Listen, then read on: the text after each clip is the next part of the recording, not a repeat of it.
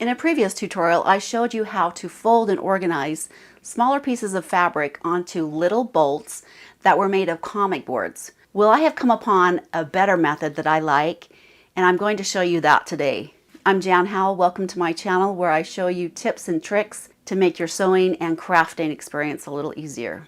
In this tutorial, I'm going to show you my updated version, and you'll want to stay with me for the whole video because I'm going to also show you some fun ways to organize your laces, your trims, and even smaller pieces of fabric. So without any further ado, let's jump right into it. I used to store my fabric on these comic boards. Now they work fine, but I find that if you don't have enough bolts on your shelf, they tend to sag, they tend to droop, and I like to have them be a little bit more rigid and be able to stand up by themselves if you need them to. So the solution, foam board. It's inexpensive.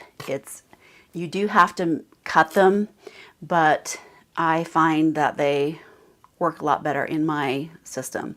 But you can do whatever you want. You can still continue to use these comic boards if you have purchased them and are using them, they find they work for you.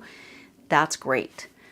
Now you can get this foam board at dollar stores. You can get them at Walmart. Most crafting and other supply stores have them available. They come in other sizes, but the size that they usually come in are 20 to 30 inches. And you can get 8 boards with one sheet.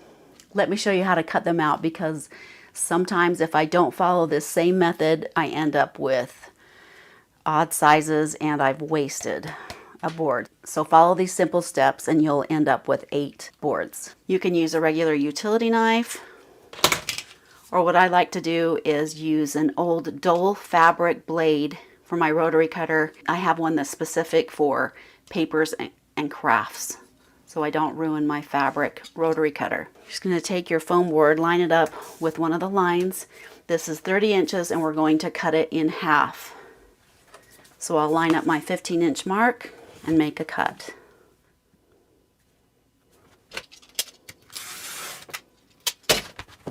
Now we're going to cut both of these in half again.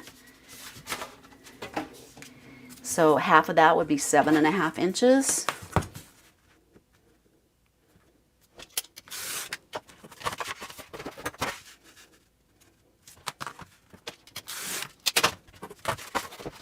Now we're going to flip them sideways and cut these boards in half.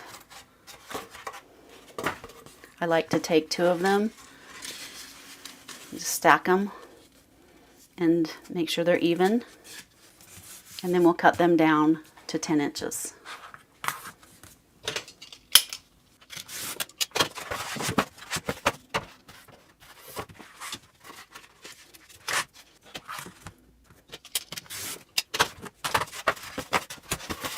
And there you have 8 bolts ready to roll. These bolts can hold up to 2.5 yards of fabric. You can do a little bit more if you want. And if you want to see how to store larger pieces of fabric, I have tutorials showing how to do that. This is 1 yard of fabric, and I have already used a little piece of this fabric. So I'm going to keep that cut side facing up. And let me show you a tip for setting up your folding station. This isn't necessary, but something I find helpful is I like to take just your cutting mat that has lines on it, a grid, and I mark out the area of which I want to fold.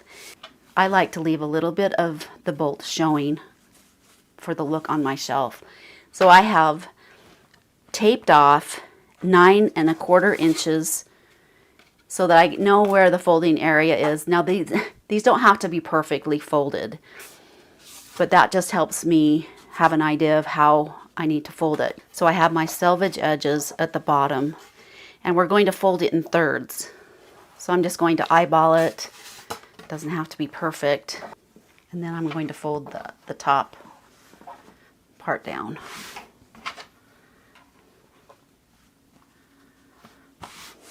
Now take your board, just fold it halfway in, and then just start wrapping it around the bolts. Now sometimes it can get a little skiwampa, so this kind of helps stay in check. And then when I get close to the end, I'm going to fold one of the ends in to make a triangle. I don't like to go all the way in to the edge because I don't want this fray to show. Then I'm going to fold it.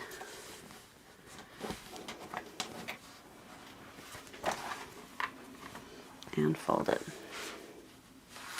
And then I like to use these little micro pins. See how small they are? And I'll put a link in the description below where you can get those, or you can use any pin.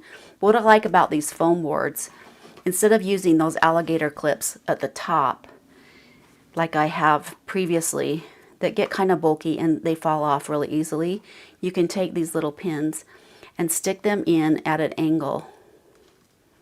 So they're not poking out the other side, and there you have it. And then you're going to just slide it into your shelf.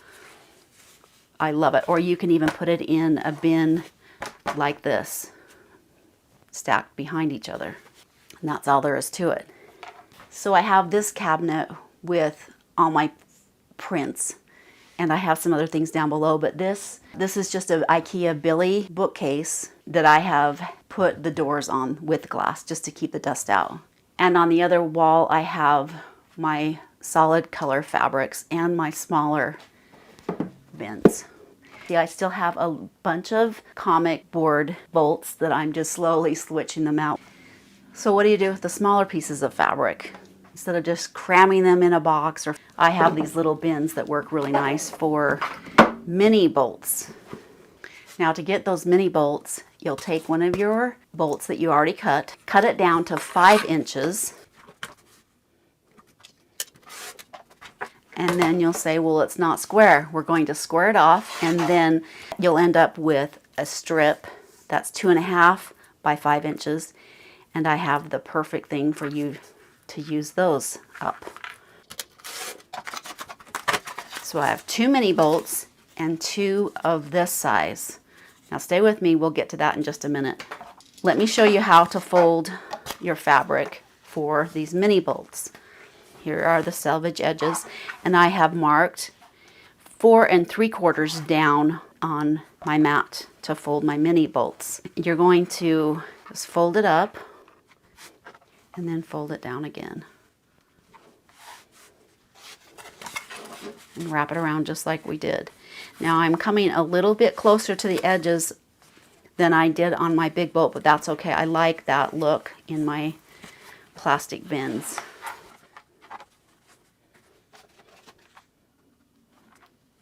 I'm pinning at an angle away so it keeps it taut, and then you're ready to put it into your bin.